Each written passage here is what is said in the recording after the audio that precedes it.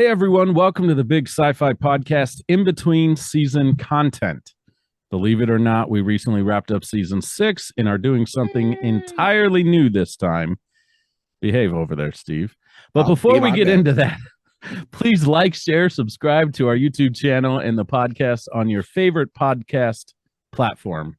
If that platform lets you leave reviews, please do so or comment either on YouTube or on Spotify. Yes, Spotify has a speech. It has a speecher, whatever that is. It has a feature that allows you to comment on podcasts right on their platform. Doing these things helps us get discovered by other fans just like you. And fans like the people who we'll be chatting with in our in-between season content this time around. First up is a fan of the show, but not just any old fan, ladies and gentlemen. She is, I know this for certain, one of the original first fans of the Big Sci-Fi Podcast. And how do I know that, you might ask? Well, it's my sister-in-law, one of my favorite sister-in-laws, I like to say, because I don't know if I'm allowed to say favorite, technically, especially in a public venue like this. But Miriam Ballinger, welcome to the show. Thank you. Thank you very much. I'm so excited to be here. We are so excited to have you, sis. Yes. And I just want everybody to know Miriam is my sister-in-law, but in real life, I refer to her just as my sister. So she's a pretty good sister-in-law. All right. Excited to have you on the show, Miriam. I know that you and your whole family are sci-fi fans, and you're eclectic in your taste. You watch a lot, and you're knowledgeable of a lot.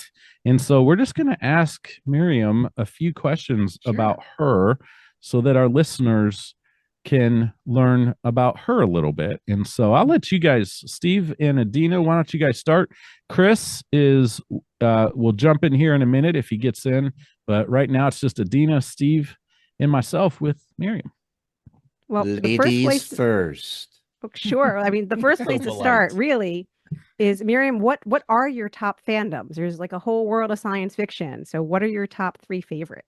My top 3 favorites from childhood are, in no particular order, Star Trek, the original series, Space 1999, really? and the original Battlestar Galactica. With Lauren Grin? Yes. Oh, yes. Wow. In fact, my father has a nickname for me that he actually got from Battlestar Galactica, and I can't believe I'm actually going to say this out loud. It's Munchie. Oh, really? Okay. Yes. So Brian, you're not allowed to call me Munchie. I won't. I will. I would never. I am surprised the Space 1999 thing. I don't think I knew that. Battlestar Galactica, I might have guessed, but the Space 1999, that's pretty cool. Yes. My dad is a huge sci-fi fan, and he, of course, indoctrinated my sister and I. My mom just kind of tagged along, but really, he was the driving force of our sci-fi experience. Than't you for answering my question without me asking it, because I was going to ask that. Where did you sorry. start? No. Okay. It's wait a minute. Was it a mind meld here? I don't know. That's not the way it works. You got to touch the fingers on the head and everything. Only in Star Trek. There's there's other ways to do it. Thank you, Adina. Well, what's another question you would like to ask Steve? Well, I guess I'd like to know, is there any, well, you mentioned a couple different genres, but is there the one particular movie that really says, this is what I love about science fiction? Or even TV series, if you'd like. Wow. That's a really good question. Yeah. It's a hard question. And it's totally none of the 3 I've mentioned. I think my favorite sci-fi movie would have to be E.T. Okay. Wow. All right. Interesting. I will tell you that my goddaughter, when she was 3, saw that movie, and that made her a big fan of movies and science fiction, that she was so taken by E.T. Then it touches a lot of people in a very, very special way. Yes, that's a great choice. Confession time. Uh-oh. Are you going to say you've never seen? Oh my gosh! I've never seen E.T. I have it. We'll come over. We'll binge Okay. it. Please do. Sounds like a plan. Elliot. Maybe we'll record a special side podcast episode too with us discussing ET. Oh, Definitely. my goodness. You know, I keep Oh. thinking you're my age, and then when you say things like that, that's when I Me? remember you're actually like 5 years younger than me. Because Yeah. I was probably 5 or 6 when I saw it in the theater. Yeah. Mhm. Well, you know though why I haven't seen it, and I have been influenced by my father, just like Miriam. Mhm. And so a lot of the sci-fi that I grew up loving was sci-fi that he liked, and he just didn't care for ET. And so we never saw it. We never rented it. And in the process of growing up, I just has never been, I've of course been way aware of it. It's on my radar, of course. I just have never sought it out. So with Just never Battlestar Galactica, you know, you said the original. Did you Yes. wind up ever watching the redone? I started watching it, but I'll be real, I didn't care for it as much. It was Mm. darker, it was scarier, it Mm. was sexier, and it kind of it felt like to me sort of a betrayal to the original. Interesting. Interesting. Yes. Yeah. Miriam's gotten me to say interesting first like 5 times already, guys. Gotta come up. I should come up with fascinating. Thank you. I was going to just say the same thing, but it is fascinating, Jim. Yeah. Yes. I agree with you, Miriam, because I started watching, I guess it was the miniseries version. Like I didn't even know there was like a miniseries and then a separate series, but with the same people in it. Am I right about that? So the one I saw, I was like, it was. I remember that. Yes. Yeah, I just was like, man, they're just threw all kinds of stuff in it. I was like, just get to the good stuff, you know. Right. So I watched about 30 minutes, and I just wasn't quite hooked enough to keep going. Exactly. And I was a huge Starbuck and Apollo fan. Mhm. So seeing, not that Katie Sackhoff wasn't a great, you know, character. I love Katie But Sackhoff. Yeah. I love Katie Sackhoff too. But you know, I was in love with Apollo and Starbuck as a kid, you know, and they were wholesome, and you were okay to be, you know, I felt like it was a more wholesome show, but it was a different time. So Sure. If they drove a red Torino, you'd be watching Starsky and Hutch, the way the two of them worked, where you're right along in the show, you know, or and it was the Duke boys. Yes, exactly. Oh, we are predating ourselves. Oh boy. I know, right?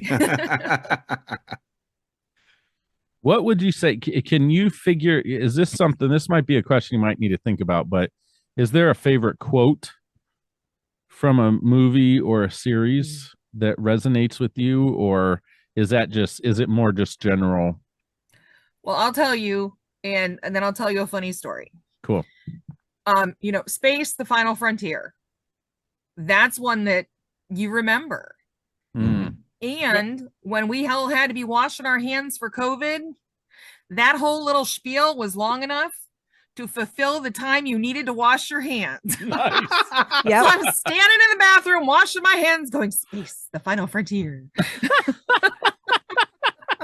Okay, we have now officially replaced Happy Birthday. Well, for with me, it's that the for alphabet. doing- I'm still singing the alphabet. Why haven't I thought of Space the Final Frontier yet? I remember can't believe that I didn't share that with you. I remember that went around several, you know, during COVID times that went around. Did There's it? like a meme or something Really? in several of the Star Trek groups. So yeah. Oh, so funny. That is so Me too. funny. I love Hey, it too. and Miriam, you get to meet Chris. Chris is able to drop into this. Miriam, Hello, meet Chris. Hello, how are you? Good. I hear you have an exciting new job. Yeah, new job downtown Toronto. So now it's a very long commute. You got to take the subway, then a go bus. But yeah, it's going well. I'm glad to meet you and to be here. Well, I'm glad you made it back in time. So First- Chris, what you missed was that Miriam's top fandoms are Trek, of course. the original Of course, series. Trek. Yes. Okay, excellent. Space 1999. I need to actually watch that. Give that a try. Yeah, and the original Battlestar Galactica. Very cool. The Very original cool. Battlestar Galactica. Like the original. Yeah, I need to actually watch both. And I've got another question. Do we have time for another question? I think we have time for one, maybe two more questions. Okay, cool. Is there a particular piece of music or soundtrack from science fiction that gives you all the I feels? knew you were going to ask the music I have question. to ask that music. Anything I by knew it. John Williams. Okay. All right. That's good answer. Well, Like on Family Feud. Good answer. Good answer. Good answer. Yeah. but we won't ask you which one of his pieces because there's way too many to work Right. with. Mm-hmm.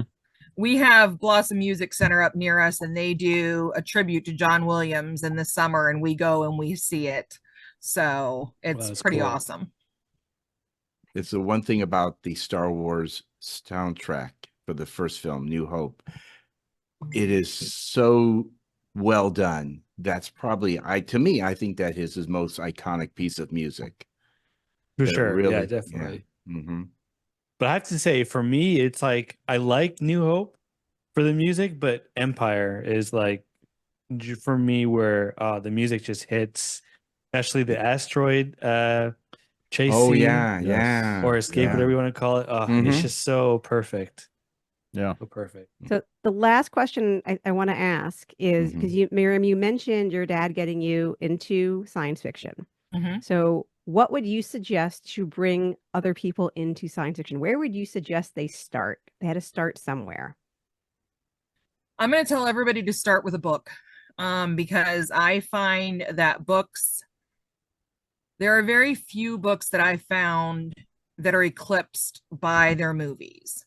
I've read Dune. I've read a lot of Dune. I've read a lot of sci-fi. I don't do horror or like scary sci-fi. That's my sister's genre.